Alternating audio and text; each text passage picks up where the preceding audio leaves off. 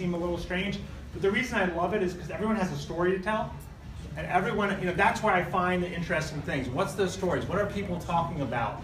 And trying to get past that awkwardness of like, oh, what do you do? And that kind of stuff, and trying to find out why people are there. And so I always find networking is a good time to do that. My story is I lead people to success, particularly leaders. I lead them to success and where they go. And so I do that through executive coaching, through leadership training and things like that. And so as I started doing that and I started researching over the last 2 years, I started really looking at what leadership was. And when I got into leadership, I'm just going to walk around. When I got into leadership, I started realizing that why some leaders are successful, why some leaders fail. And it really comes around to really some 4 basic tips. And when you understand what those 4 basic tips are, I think it'll help you on your leadership and being successful next year. So how many people have made their New Year's resolutions for next year? You thought about it? Lori's got hers done. Yeah, I thought about it, right? So 72% of us will not meet our New Year's resolutions. So the good news is you have 21 days left in this year to try to get your resolution done. And then the other part is that you can start thinking about what you want to do for next year. So I always say when I'm talking to all my clients, I want you to dream big. I want you to think about the important things that are going on in your life and what do you want to do? What do you want to achieve? And so we all know what SMART goals are, we all know what those important things are, but if we don't know what our goals are, it's really a hard place to start, right? So if you can't imagine it, you can't become it. So if you can imagine it, then you can become it. So that's an easy thing. We've all been to those seminars, we've read the books about setting goals and doing that kind of stuff, and making sure we write them down, and making sure we have that. Interestingly enough, if you share what your goal is, you're less likely to actually accomplish it. Which is really fascinating when you think about that, right? Because you think, oh, I'm going to write my goal down, and now, because that act of sharing puts this positive spin in your head, like, well, I actually shared that goal, so I'm going to do it.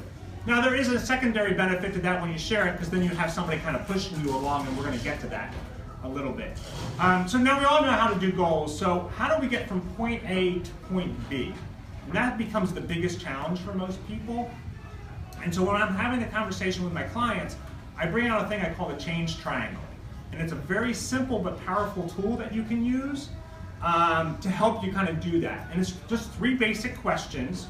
And the first question is, what behaviors or activities do I need to continue to be successful? Right? And so that's a great thing, because especially if you're thinking about a goal, you want to be able to continue doing stuff and doing those things. So let's put this in perspective and use one of my goals. So if I want to lose 10 pounds before my college reunion next spring, there's some activities that I need to continue. So one of them, my wife and I like to walk our dogs at night, so we'll walk our dogs. So it's probably a good thing if I want to lose weight to kind of keep that activity. The second one is we're very active on the weekend. So we want to get out there and be active and really get those things going and do those things. So that's a really important thing for us to do as well. So that's great, right? So continuing things that we already do, that's a great way to reach our goals. So the second question, I think the really important one, and the one that kind of twists people's minds around, is what activities or behaviors should you stop doing to reach your goal? Right? And so when you're thinking about your goals and going there, you'll always hear about reach for your goals, go out there and get your goals, do everything you need to do and get your goals. So the best perspective I have on this is when my dad and I were younger, he used to take us hiking. He used to take us hiking a lot and get us out there and doing that stuff. And he always said you want to have a light backpack. And if you think about your goals and that kind of stuff, it's the same way. You don't want to be dragged down. You don't want to have those things holding you back. So when I'm trying to lose weight, I always come up with this acronym, which yesterday somebody told me, actually, I call it the CH diet. And he's like, oh, that means you can't have. And I'm like, oh, no, but that makes perfect sense. But I always stop eating chocolate, stop eating chips, stop sitting on the couch at night, and stop drinking alcohol. So if I do those 4 things, that helps me get to my goal, right? So as you start thinking about what your goal is, start thinking about those things that you should stop doing. So if you want to save money, you need to stop spending money, right? And so those are activities that you can stop doing, and it's a twist on it, but I think it's a powerful twist to kind of get forward. And so then the last question, of course, is what activities do I need to start doing to achieve my goals? And so that's pretty straightforward, right? You kind of know what those are. And so if I'm trying to lose weight, I'm going to start exercising, right? So I'm going to start exercising. How many people have heard of SMART goals? Okay, so most of you have heard of SMART goals. So when you're writing your behaviors down, they should be SMART behaviors. They should be specific, they should be measurable, they should be attainable, relevant, and time-bound. They should be those things that you can do. So if I'm going to do exercise, I shouldn't say, oh, I'm just going to do exercise, right? Because I could say, well, I walked a half a mile, and that's not really going to be enough exercise for me to lose weight. So I will probably say, oh, I need to do cardio 3 times a week for 30 minutes. Right? So that's something I can track, it's measurable, hopefully it's attainable, and it's relevant, and then it's also time-bound. So now that we know what our goals are, and we know what our behavior changes need to be, we need to come up with ways to kind of track those things. And so I have 2 methods that you can use.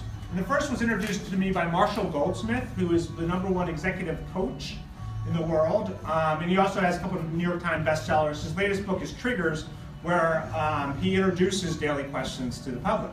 And so daily questions are basically a spreadsheet with a list of the behaviors you want to do, and then the days of the week, Monday through Friday, Saturday, Sunday, all throughout the day.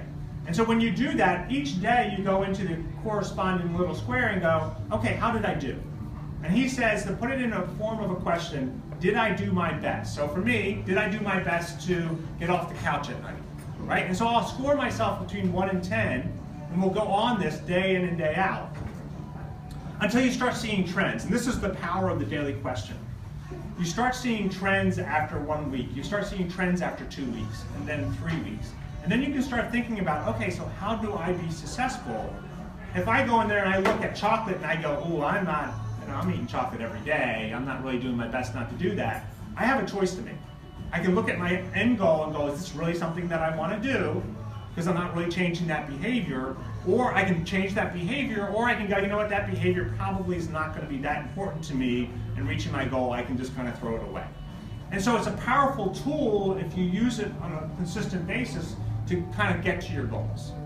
And that's a great one. It's very complicated, and it's really hard to do on a regular basis. Marshall says, and I have the same experience, about 20% of people follow through doing this after 2 or 3 weeks, because it is like, oh my God, because it's not hard to write the numbers. It's hard to challenge yourself to go, oh, am I really changing that behavior? Because you make sure you look at yourself in the mirror and go, no, that's really hard. And so the next one is technology, right? Technology abounds. It's a great thing to have. And so we can look at technology. So you can get your phone, right? And so you can go and get coaching apps, and there's tons of coaching apps out there you can buy or get one on there. That's great. And I'm not saying don't do that, but there's an easier way. Every phone comes with a reminder app, right? And so what I want you to do in that reminder app is put in a daily reminder that says, did I do my best to change my behaviors to reach whatever goal you want to do? And that will come up. So if you're a morning person, putting it up at 6 o'clock in the morning, so you're like, yes, okay, what am I going to do today? If you're an evening person, maybe it's better for you to think about it in the evening and put it at 7 o'clock at night. So those are kind of things you can do, and all of a sudden you become more aware of what you're going to do, what you're doing. And again, I will say this every time I speak, awareness gives us choices. So the more aware you are about what behaviors you're doing and where you're going to be, will actually give you choices. And so then you can get moving forward. And so the last tip I want to share today is find your tribe. Find those people that are like-minded. And so whenever I talk to people about this, I don't want you to think, your first instinct is, well, I'm going to go talk to my family. That is the last place you should talk. And I don't mean that your family is not going to be supportive or not, but 90% of the time, they're not going to be on the same journey as you are. And if they're not on that same journey, they're not going to help you. They're going to be supportive, but they're not going to understand. Right. So have you ever tried to lose weight with your significant other? And it works well if you're doing it together, but if that one person is bringing chips and chocolate into the house and I'm trying not to eat them, it's a challenge, right? So you want to find that person. So if I'm losing weight, I am not going to go start looking at networking groups to lose weight. I'm not going to go to the bar at night to look for my tribe. Of course, I'm going to go to the gym and look for my tribe there and bring them along and that kind of stuff. So that really helps.